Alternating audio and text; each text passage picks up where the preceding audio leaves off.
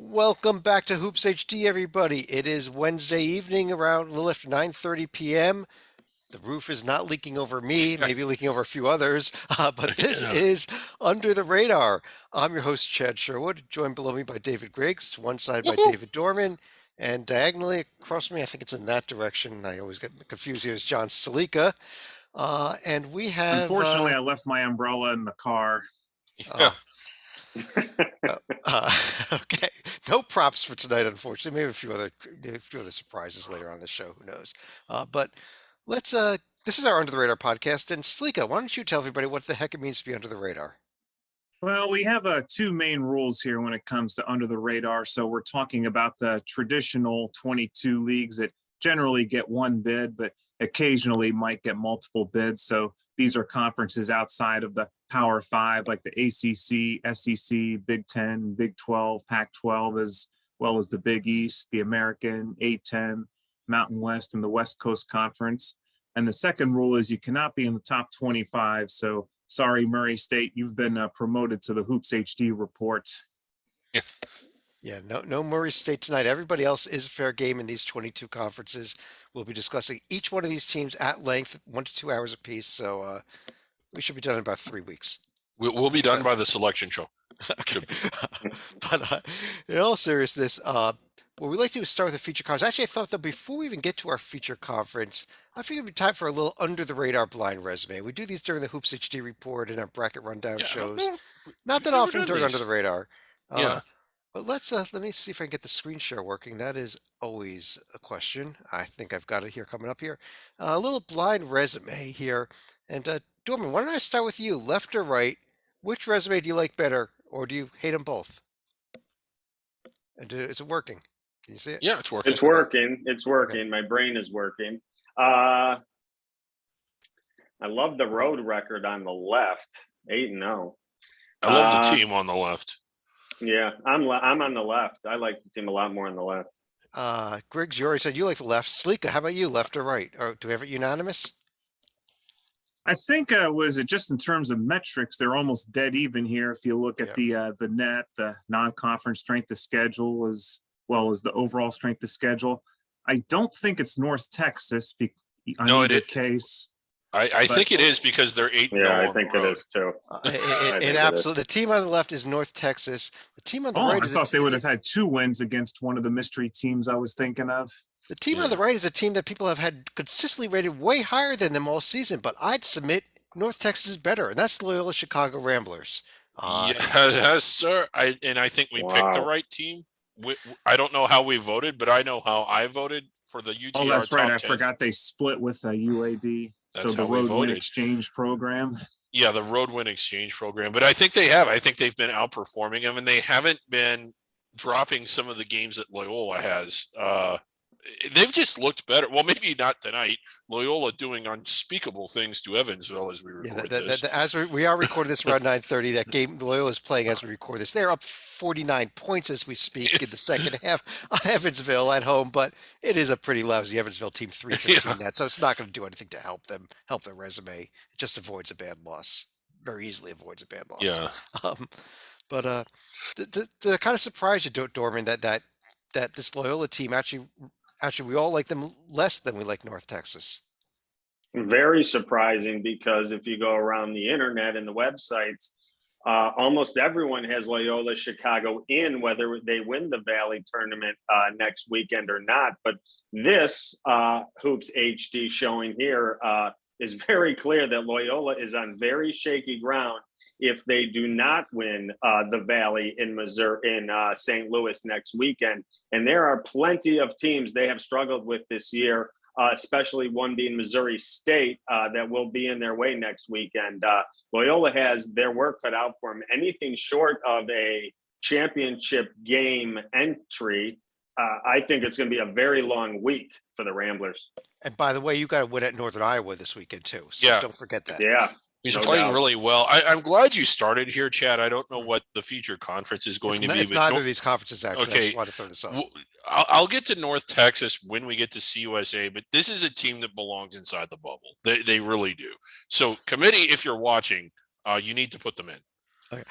Let's go to our feature conference though, and I took a look at the list of conferences we have not yet featured this year. Actually, I believe we featured both of these already.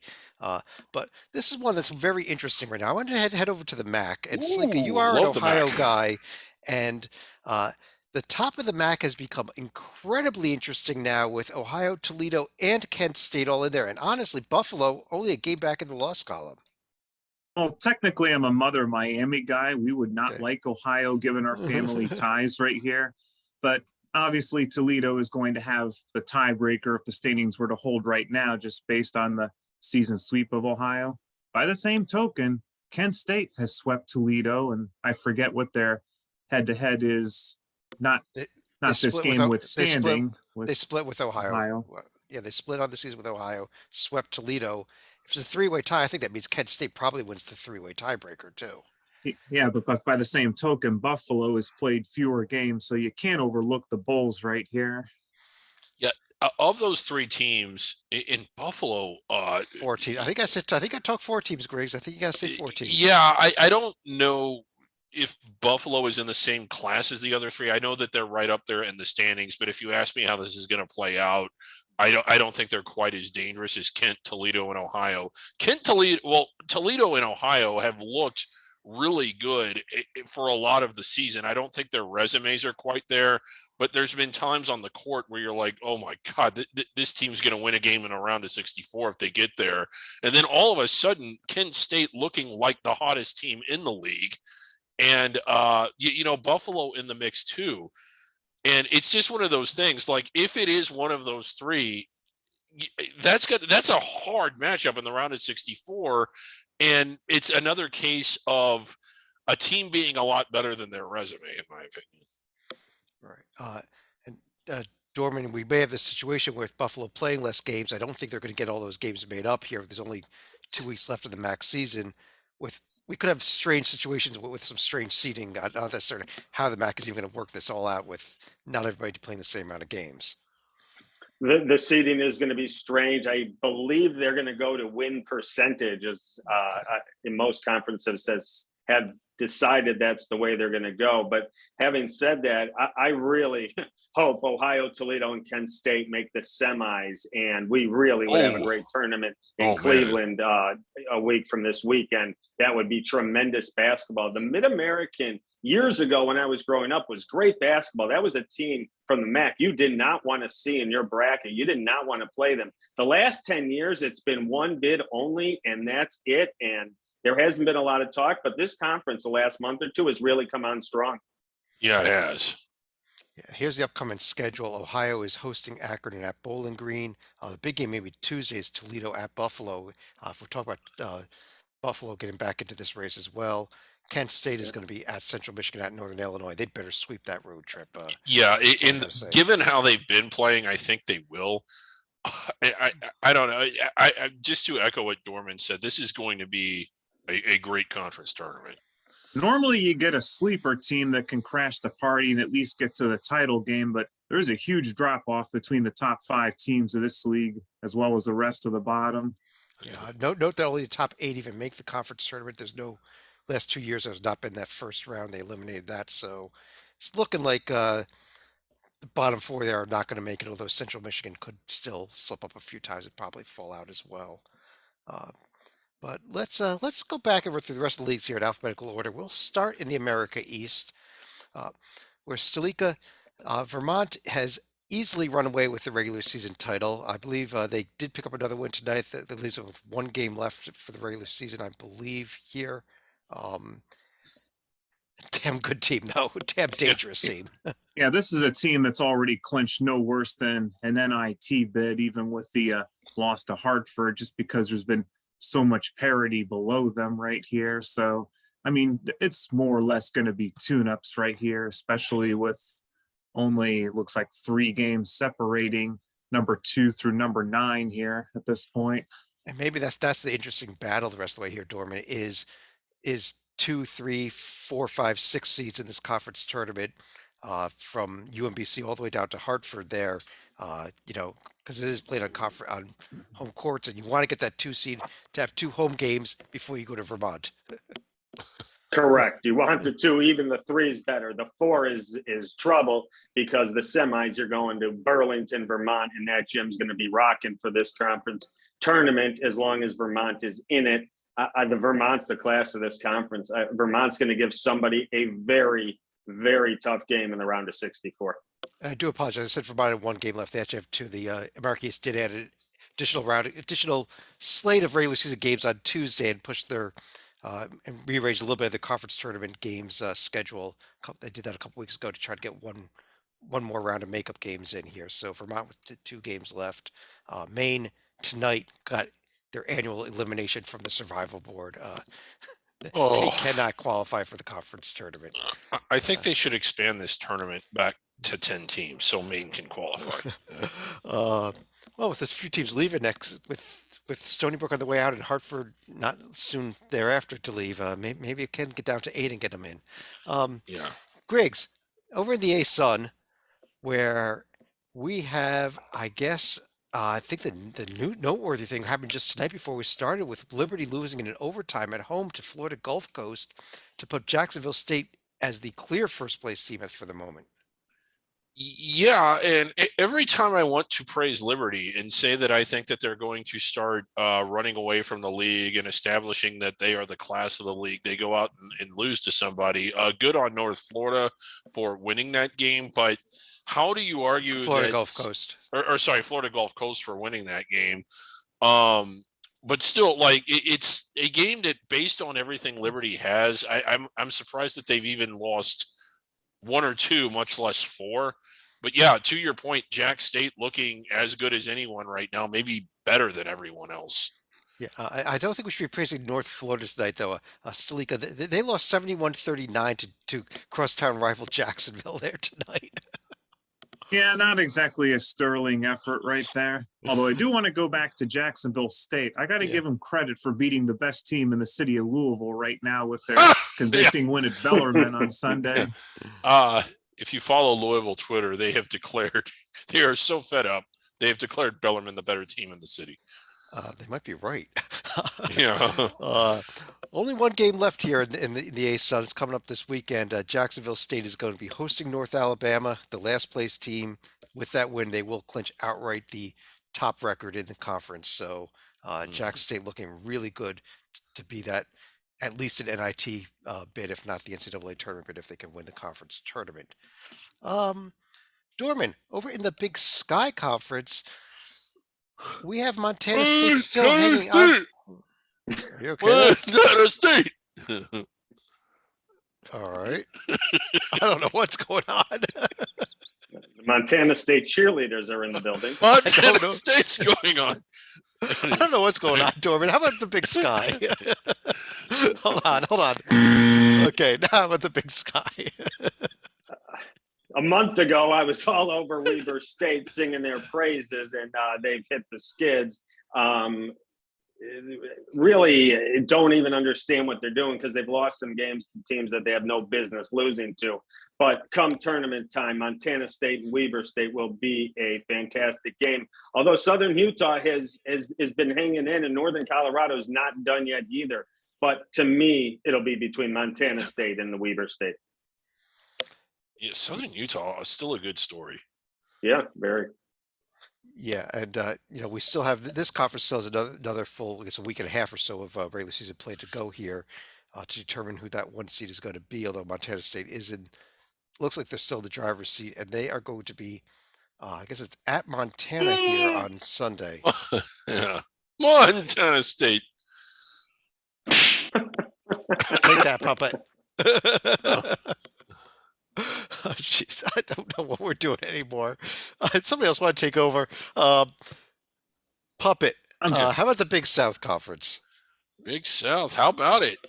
Let's get it up on the screen here. And the big story still, the Longwood Lancers.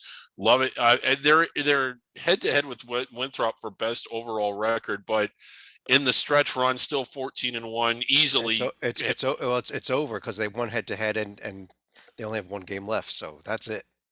This is your regular season. Yeah, this is your regular season champion. Oh, well, congratulations to Longwood. 18 D1 wins, 22 overall. A school without any real basketball history. In fact, since transitioning up, they've been kind of a joke, but here they are in first place. I would love to see them win this tournament. I know I say this every week. I love it when schools who don't have much of a tradition or history start to build it and grow it and have a big year and have success that they're not used to having. That's Longwood to a T. Like Longwood was centenary award level for a lot of years. Yes, that's our award we give every year to the worst team in D1. Uh, this has been an amazing story, I think, this year. And Oh, they has, they yeah. still, they're not in the NCAA tournament, or even close to it at this point. They've got to win the conference tournament. It's not going to be easy, Dorman. There are a lot of other teams that are not that far behind them, despite their overall record, I think, in this conference. Not at all. Watch out. On the other side of not very long tradition is Winthrop, who has a tremendous amount of tradition. Right. And I would love to see a Longwood Winthrop championship game. Mark Prosser is the Winthrop coach, the son of the late great Skip Prosser.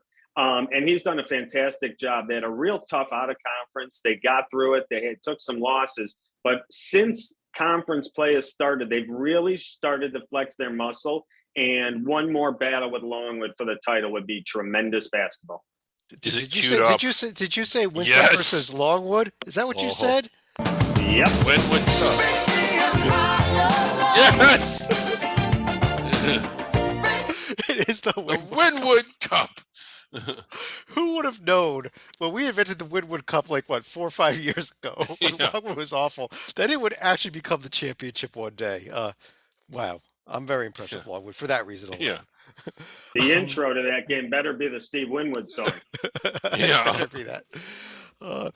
Slika, the Big Doesn't West have to be that Conference. Winwood song though. Yeah, there's True. others. This is the one I have queued up. Sorry. Big West Conference. Long Beach State does remain out here in first place, although they did suffer the loss at Santa Barbara over the weekend. Yeah, interesting week though, especially with Fullerton also winning at Santa Barbara. So edge Titans on that one. They also get the win in Northridge to stay within a game right here. And then we look at another team like Irvine that we keep expecting to turn on the Jets. They get a decisive home win against Hawaii. I wouldn't say I'm expecting UC Irvine to turn on the Jets. Griggs, UC Irvine has turned on the Jets.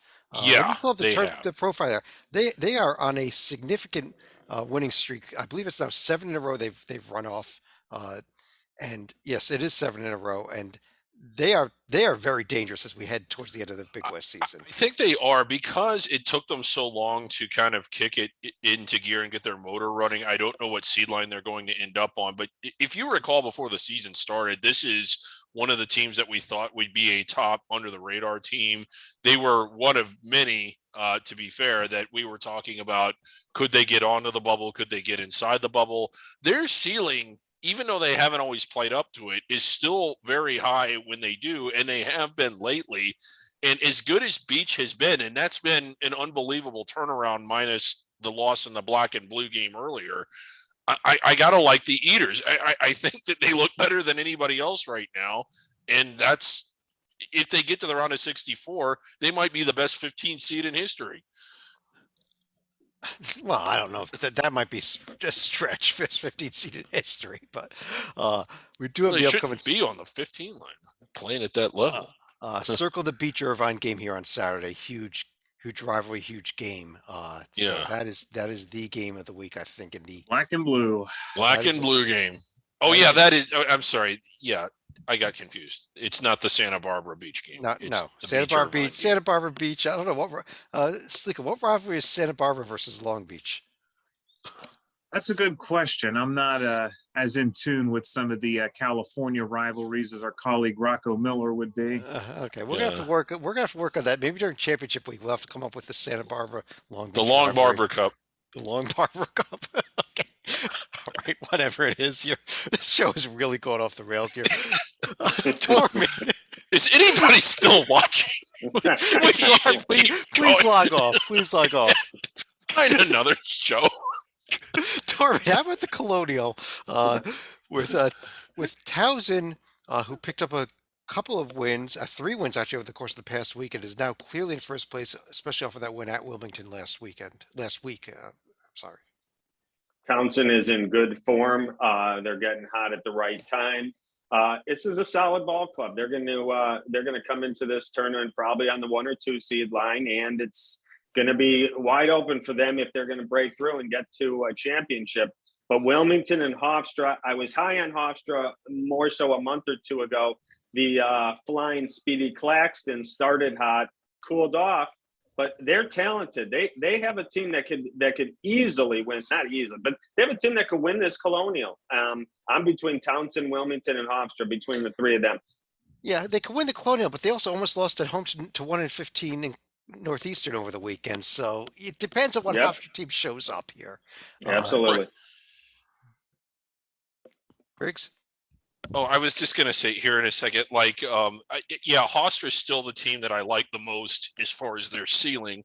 Hey, who turned out the lights? Oh, there they are. There we are. Don't do that. Anyway, I still think Hofstra is the best team as far as their ceiling goes, but as you just observed, they don't always play up to it. This regular season will be ending Monday, actually, with a makeup game between Charleston and Hofstra, and the conclusion Monday of the Delaware Towson game that was postponed due to the same condition we saw in Providence tonight of a leaky roof. Delaware's up 38-29 in that game as we speak, and they've been up by that score for about 6 weeks right now. But that game will be finished on Monday night as well. So that could be a big game for if Towson might need to come back and win that game if they want to take the conference regular season title. Let's you know what, our next conference up is Conference USA, but before we go there, I want to actually pull this down for a second because we actually have some special video, Griggs, while the show is going off we the do? rails already. And this is actually the story that's been going on in Conference USA is with Marshall, Old Dominion. Is it Charlotte's a third team? It's Southern Miss, Marshall, Miss. and Old Dominion. Okay, and can you tell everybody what's going on with them? Well, they essentially informed Conference USA that they were intending to leave and join the Sun Belt. The bylaws for Conference USA say that you got to give at least a year's notice. They ignored that, didn't do that, said, well, no, I'm sorry. I know that that's what they say, but we're going to be leaving next year. And I believe this video that you're about to show is the conference's reaction when they were told by those schools that they were leaving. Yeah, here it is. This is direct from Conference USA's headquarters here, I believe. Yes. I'm hearing 2 Chads now. Maura, I want you to know I've given this a lot of thought. I'm sorry, but we have to break up. No. What's that? We're not breaking up. We're not? No.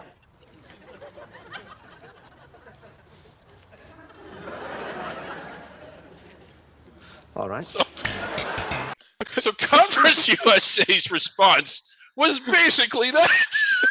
They released the fall football schedules. All 3 of those schools are on it, and Conference USA's position is, no, you're not leaving. I'll tell you what. Let's actually turn to this year Conference USA. All those teams are in Conference USA this season, I believe. And we touched on it at the top with this North Texas team. And Dorman, once again, North Texas just looking so good right now. Really good, really hot, just playing with great intensity and really picked it up on the defensive end. And that's leading to better shots and easy scores. And that just put them in position in this conference tournament to take the 1 seed and really have a great chance to run, through this tournament and get a bid. But Middle Tennessee's playing pretty good. And UAB has, people have been singing the praises of UAB. They slipped up in the last 2 weeks, but UAB will be heard from before this conference is done. And we got to talk about that Middle Tennessee, though.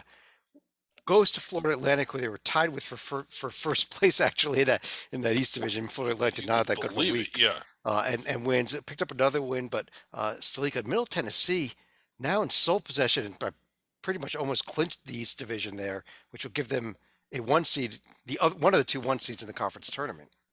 Yep, and this is clearly the best season they've had since Kermit Davis went south to Ole Miss.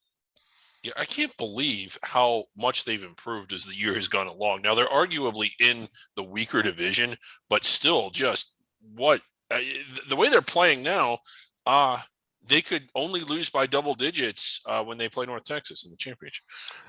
I'll tell you what they do. I love this North Texas team. If you're liking the East division there for some reason, good big game Saturday. Western Kentucky's moved up now into second place is at Middle Tennessee on Saturday, so you may want to circle that one. Also, UAB's got 3 road games on the schedule here. While North Texas, they gotta have some game in there. They're hosting Southern Miss, hosting La Tech, who's got a little bit of talent though. Also, Yeah. So now we have to ask the audience here, 150 miles of hate. Is this something we invented, or is this a real rivalry between the two teams? it's 100 miles of hate, but yes, it's a real rivalry. Yeah. It is. It's real. Middle Tennessee, Western Kentucky, absolutely. Yep. In fact, there was talk of those two teams also leaving Conference USA, and it was either they go together or they don't go at all, and they are staying. Right. Over in the Horizon League, Salika, this has been a rather weak Horizon League this year, especially after Oakland has hit the wall, and now you're looking at a lot of projections with the Horizon League champion on the 16 line, or maybe even going to Dayton. And you're looking at Oakland, who we like so much at the start of the season, sitting in 5th place and may have to play an opening round game in the conference Now, tournament. what's strange here is Oakland has hit the wall, yet Detroit Mercy, their travel partner, actually beat both NKU and Wright State. So the Titans getting a little bit of momentum. Now, at the same time, Cleveland State also cleaned up on two of the worst teams outside of our centenary candidate here. Yep. Well, but we speak about that, Griggs. It happened last Thursday night.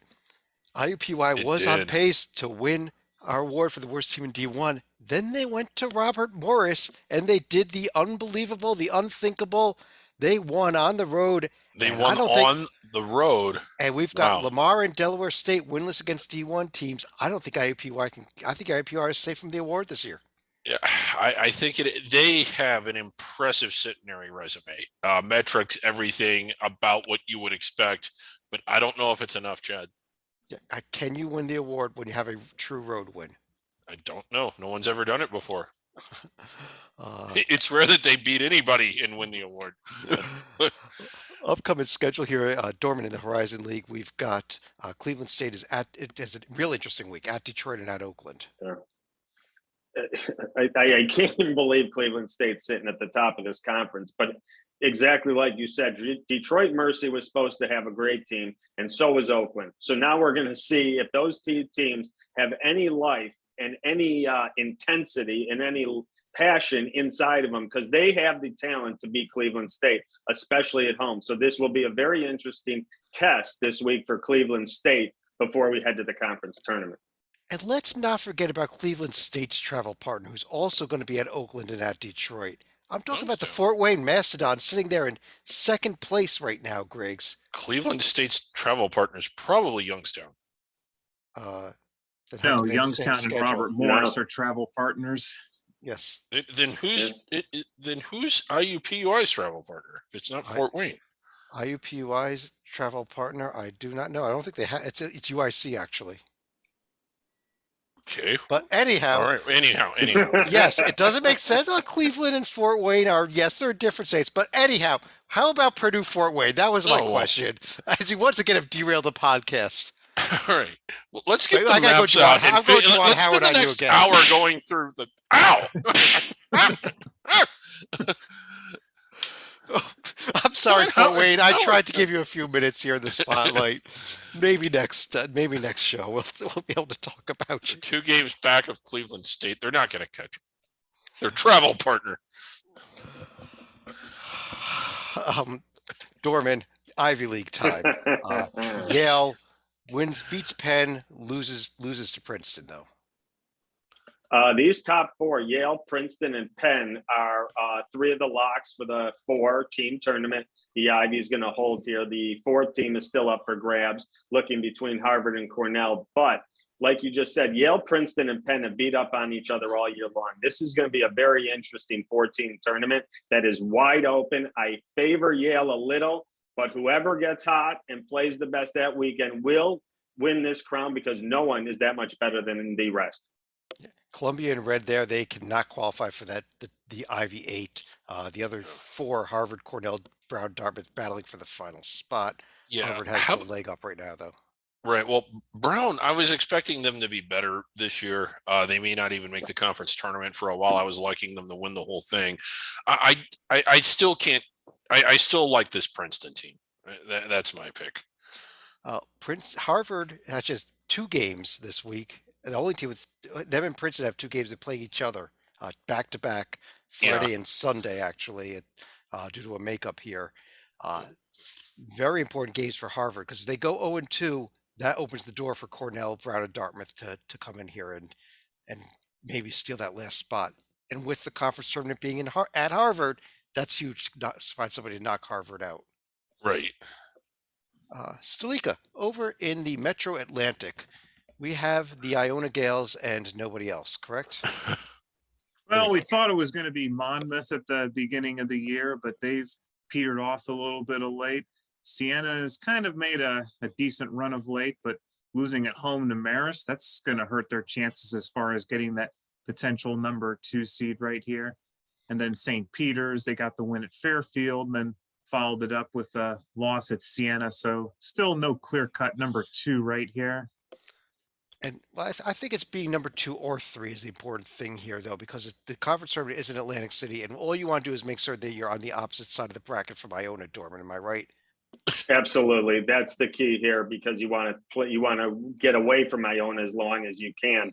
But if Iona comes into the tournament and plays like they can, and Rick Pitino has them ready, I think they will because they realize they've thrown away their at-large hopes. They have to win this conference tournament. I look for them to play with high intensity and take it. Although if memory serves me correctly, if you get like the number 2 seed, you do at least get an extra day of rest going into the semis as opposed to the number 3 and 4 seeds who would play the day before. Yeah. Great point. Yeah, the 1 and the 2 seeds will play one day. Their semis one day. The 3 and the 4 seeds semifinals will be the next day, and then the championship, and then the quarters. I mean, and then before they get to the semifinals. So there's an extra day off between your quarters and your semis if you get one of those top 2 seeds. Anyhow, let's keep things moving on. We already talked about the MAC. How about the MEAC, Griggs? How about it? And I still like my Norfolk State team.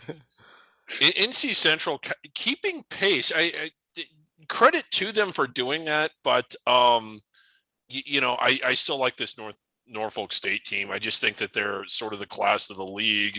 They're coming even off though that they only loss, have a 1-game lead. Yeah, they're coming off the loss on Monday night though to Morgan State, so it's which is not a good look, but it was a road game, but it's when you lose to the 322 net team that is 322 even after that game, it is not a good look. No, but they weren't getting above the 16 line anyway. So it would have been a worse look had they lost to 357 net Delaware State, but Delaware State had quite the collapse at the end of regulation against Central. Oh my God! Go back and watch it. It's on Twitter if you haven't seen it. They were up, I believe, 12 points with about a minute left. It was ugly. It was absolutely awful the way they collapsed. They lost the game in overtime. They're still sitting here without a D1 win. Probably our leader right now for that Centenary Award. Right. They do have a few home games left here, though. They are hosting Morgan State on Saturday. They're at Coppin on Monday. I believe they've got a home game against Eastern Shore still to come as well next week and then a conference tournament game as well. So they got a few chances left, but it doesn't look good for them to pick up a T1 win this year. Right. Not after that loss. Dorman, over in the Missouri Valley Conference, another conference we spoke a little bit about at the top of the show, that Loyola Chicago win did go final, as well as since we started the show, Missouri State beat Bradley, Southern Illinois beat Illinois State tonight. But technically by the standings here, now actually it would be a tie between Northern Iowa and Loyola Chicago. They're both 13-4. And I do believe, as you pointed out earlier in the show, they play this weekend, Saturday or Sunday, in Northern Iowa. That could be for the top seed. It looks like they're going to be away from each other. The loser will probably be the 2 seed. Loyola Chicago, as much as I love this team and really think Valentine's done a nice job as coach, just like we showed in the blind resume, Loyola Chicago has work to do. And if they were to lose anywhere before the finals, it's going to be big trouble. Loyola could easily get left out of the at-large pool if they do not finish strong here and at least get to the championship title game.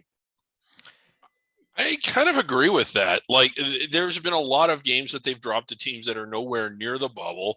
I still think that they'll get in if they do what Dorman just said, win out to the championship game. But yeah, and they haven't always looked that good. They did tonight, but they haven't always.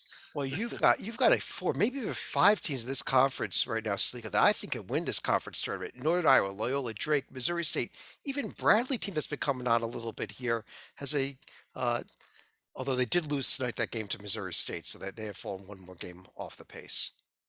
Yeah, Bradley is one of the teams that's been able to knock off Loyola right here. So definitely going to be worth watching. But if you look right now, potential Loyola and Valpo matchup in the first round, that would also be a potential trap that would be the death knell for the Ramblers should they end up losing a game like that. If they can't get through the quarterfinal, they're completely done. No Yeah. doubt. Drake's not terrible either. Drake is a good team. They're going to be heard from in the Valley tournament. Drake's a team that's underachieved this year in a big way. So, but again, if they start playing up to their ceiling, they could win the tournament. Absolutely. The big game, obviously, to circle is Saturday, Loyola Chicago at Northern Iowa. Yeah, we mentioned that huge. already, as that is the end of the Valley regular season there as well. So that will decide the regular season champion, especially if Northern Iowa can win it.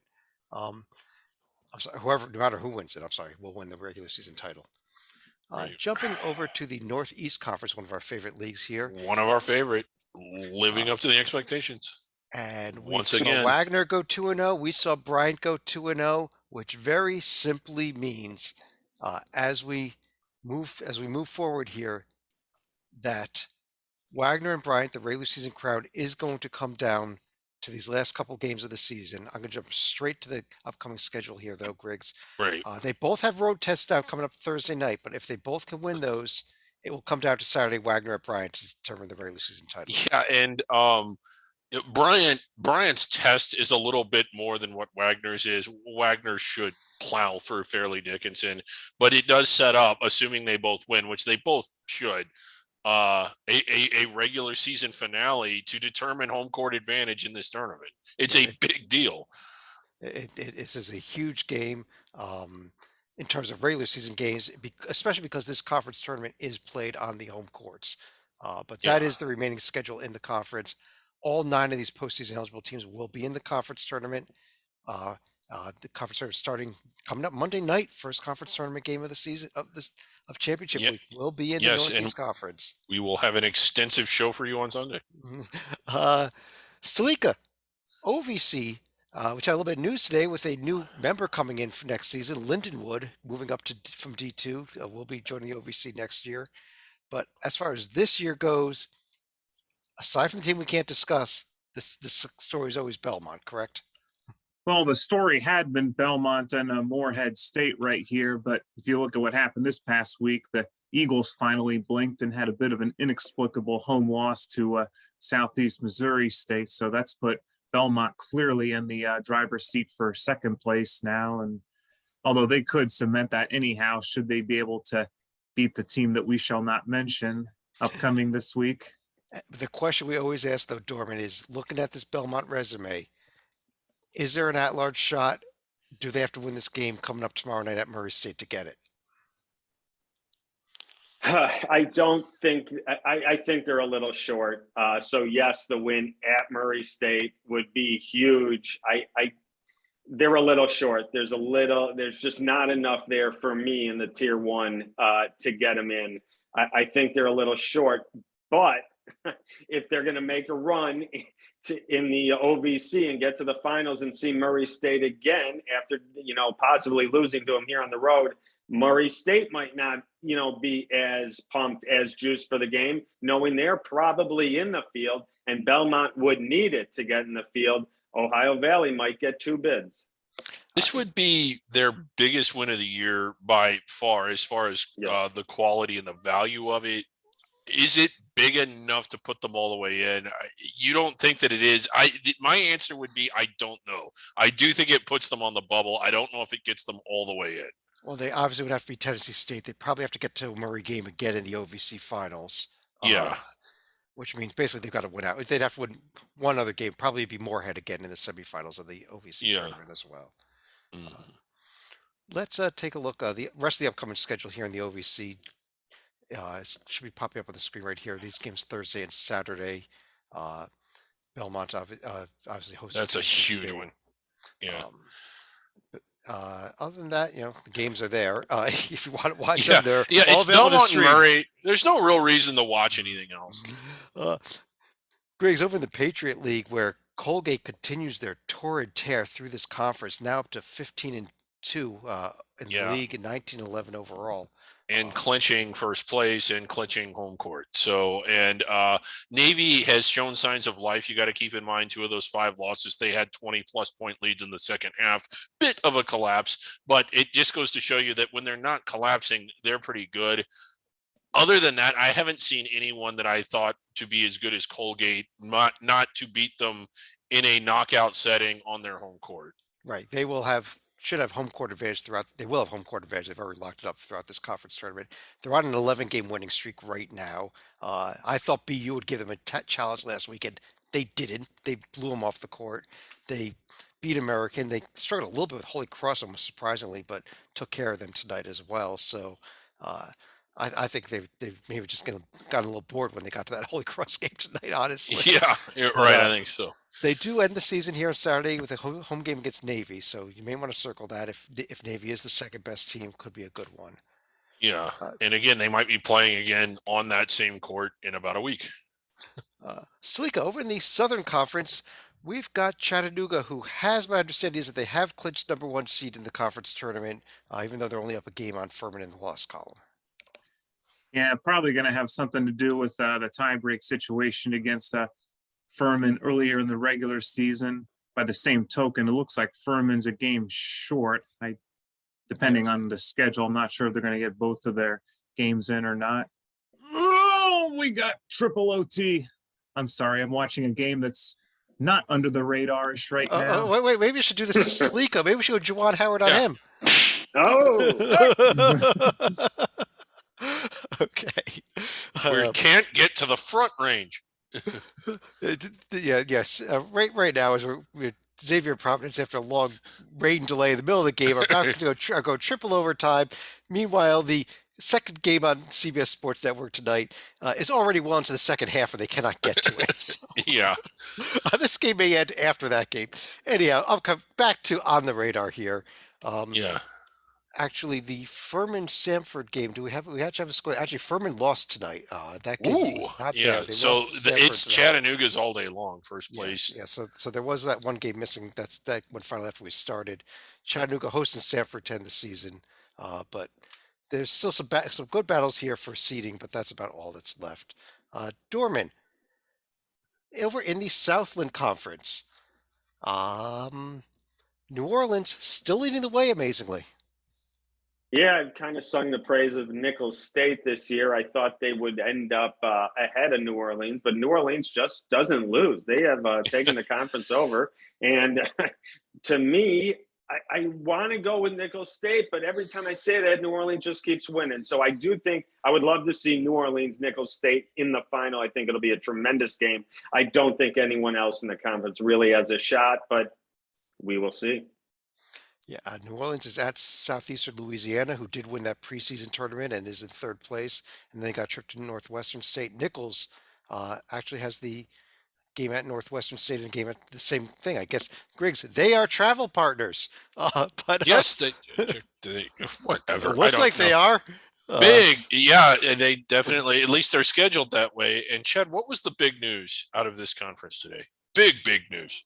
There's huge news out of this conference. Yes. If you go to Katy, Texas, to the Southland tournament, they have booked the entertainer of the millennium for their conference tournament. They have Red Panda. Floor sweeper. Yes. Oh, Okay, The it's floor not. I sweep. still prefer the floor sweepers at the Big Sky tournament. Oh, there's floor sweepers in Providence too tonight. So, Yeah, right. uh, Griggs, I think am I up to you now with the SWAC? I believe so, and we've got a log jam. Southern and Texas Southern are the teams that I keep thinking are going to run away. Alcorn State, and I thought Grambling was dead, but here they are, just one game back, at least in the loss column. I still can't help but think that it's Southern and Texas Southern that are the two best teams, and that's ultimately who will face each other in the championship game. But a lot of parity in this league. Alabama A&M, who's been traditionally terrible, above 500, turning into a force here. It's kind of been a wild year in the SWAC.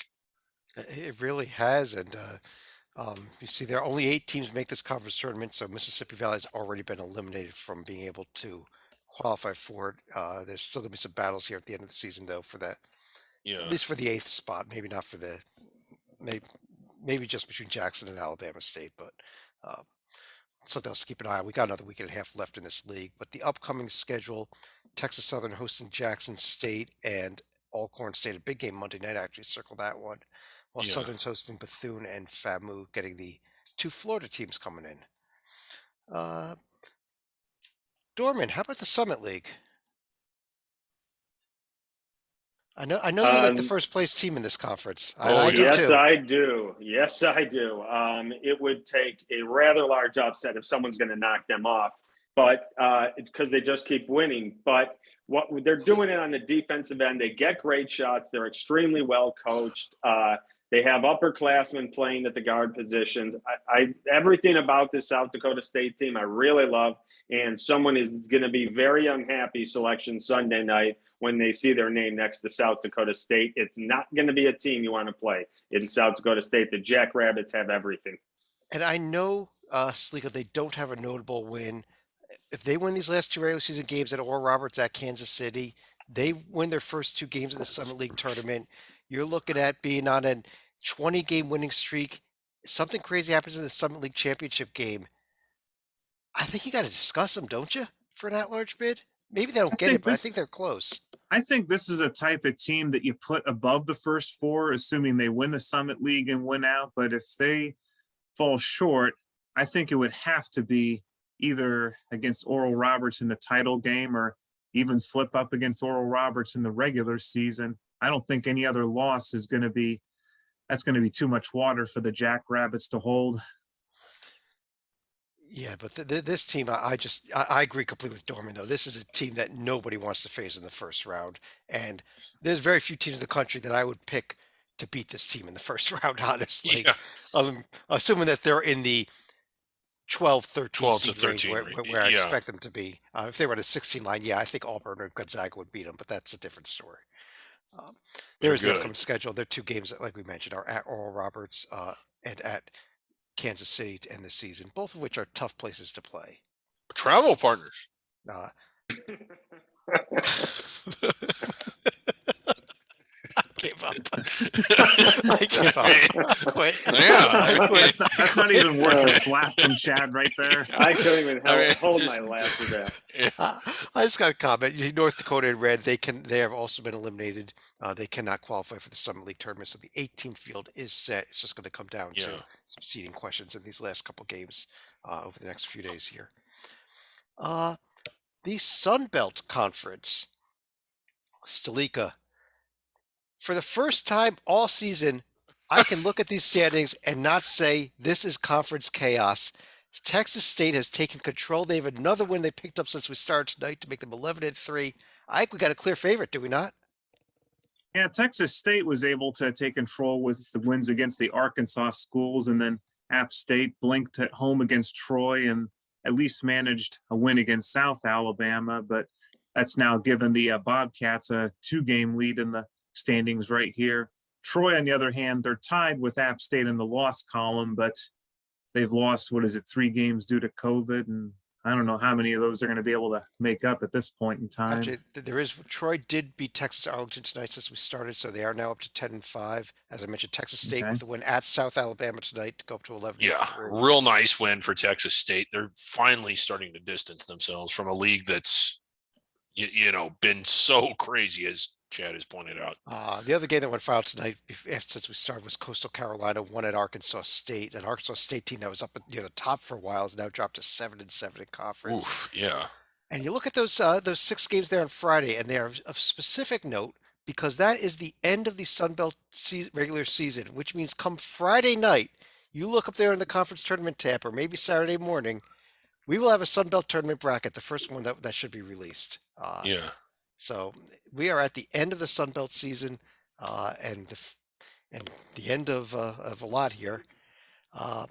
But one more conference to look at in terms of the regular conferences here, at least, and that's the WAC, uh, Ooh. where New Mexico State, huge win this week at Grand Canyon and at Seattle, Dorman. What a week for the Aggies. Huge week. I didn't think Seattle was good coming into the season. One Chad told me, watch the Seattle team. They're not bad. Absolutely right, Chad. Seattle is solid. They are going to give New Mexico State, and if not them, Sam Houston, a run for their money. But I do think New Mexico State's talent and experience come the tournament will be enough for them to get through the WAC. But this is going to be, I think, their toughest tournament in years. They've usually run through this tournament in the last 3, 4, 5 years. That will not be this year. I kind of agree. Like, the conference has stepped it up a little bit. New Mexico State is really good, and they have had a couple toe stubs, the 2 conference losses, but that was a hell of a trip. Going to Grand Canyon for a rivalry game, that place was crazy, and they just blew them off their own floor. And then the Seattle, probably the hardest week of the season for New Mexico State, and my God, they passed with flying colors. It is, along with South Dakota State, this New Mexico State team can beat a team in the round of 64. They really can. They're really good. They only have one game coming up this week. They're at Chicago State. They should probably win that game. Do they Probably the even game need to to circle go there? is coming up tomorrow night. Sam Houston at Stephen F. Austin, one of our favorite Southland rivalries, now a WAC rivalry. Yeah. Huge rivalry game, though, there between those Yeah, two. out on a limb there, Chad. New Mexico State should win at Chicago State. Book it, write it down. Chad has called it. Hey. That's it for the actually, New Mexico State's hosting Stephen F. Austin next Wednesday. They do have a second game over the course of the next week. Yeah. But let's go. Should we go to our mythical conferences? Yes, the first one of which people all over the Front Range very, very angry with the city of Providence right now. Yes, right now, as we record this, is a close game going on between Wyoming and Colorado State in a Front Range game, but nobody can watch it on national TV because Xavier and Providence still won't finish this darn game that was regulation was ending before we started the show, and it's still going on here. Yes, it was. Oh my God, you're right. Wyoming, should they get this win tonight, should clinch the Front Range, although they could meet with Colorado State or Air Force again in the Mountain West tournament. So I want to keep an eye on that. They did pick up the win And over those Air games Force. count in the standings. Automatic bid to the winner. They could meet in the Final Four. Yeah, they could.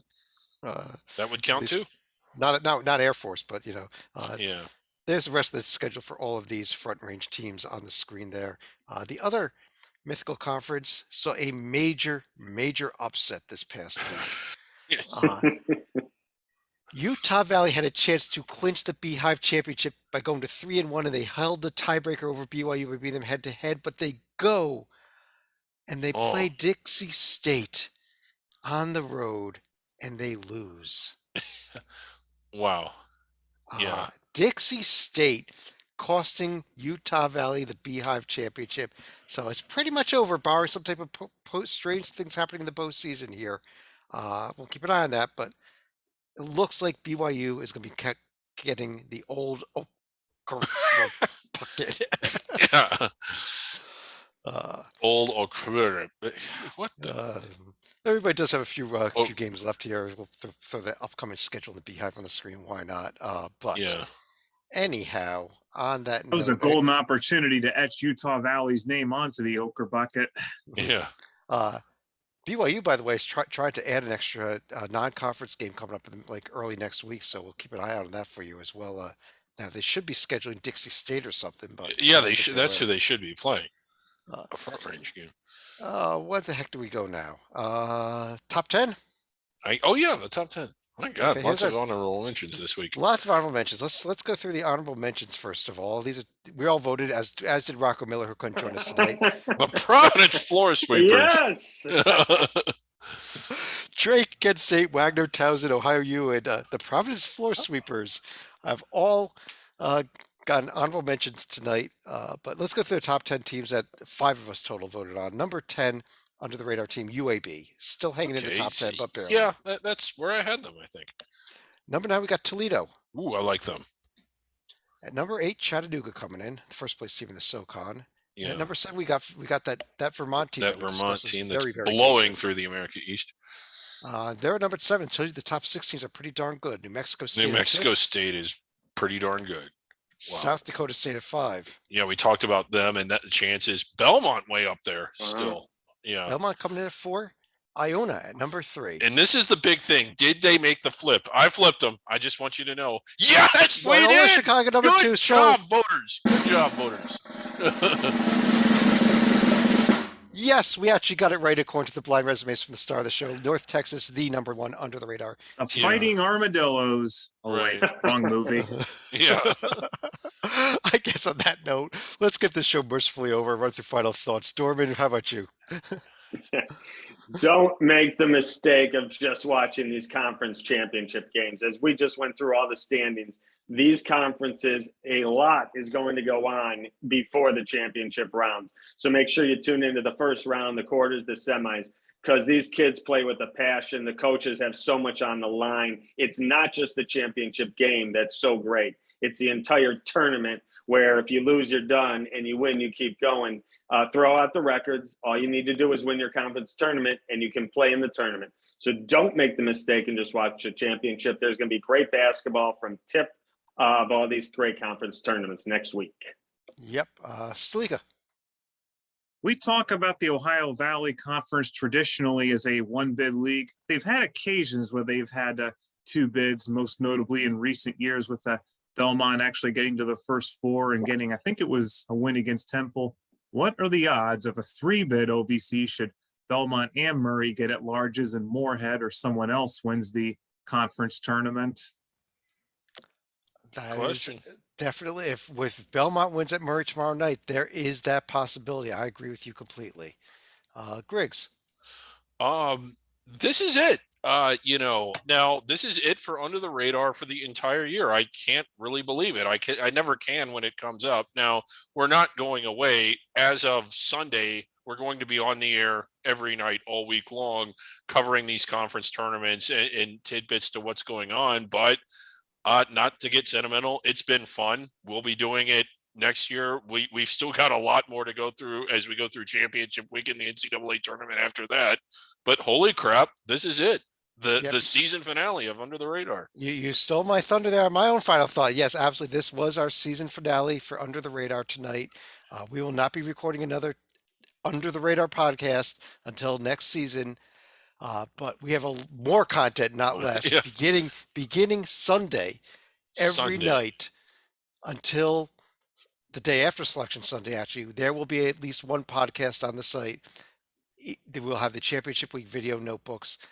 We are going to review, preview, recap all the conference tournament games. We're going to talk about every single one of these teams we discussed, probably even at more length than we did on the shows. So absolutely keep an eye on the site. Keep watching. But on that note, on behalf of David Dorman, David Griggs, John Stalika, Rocco Miller has been on our Under the Radar shows from Bracketeer.org. He could not make it tonight. I don't know who else we've had on these shows, but we may have had 1 or 2 others. On behalf of all of us, I want to thank you for another great season of Under the Radar. And we're going to be talking to you again very soon, actually beginning tomorrow night with a Bracket Rundown show. And we may have a very special audio podcast. Very special. So keep an eye on the website. And thanks a lot for joining us, everybody, and have a great time.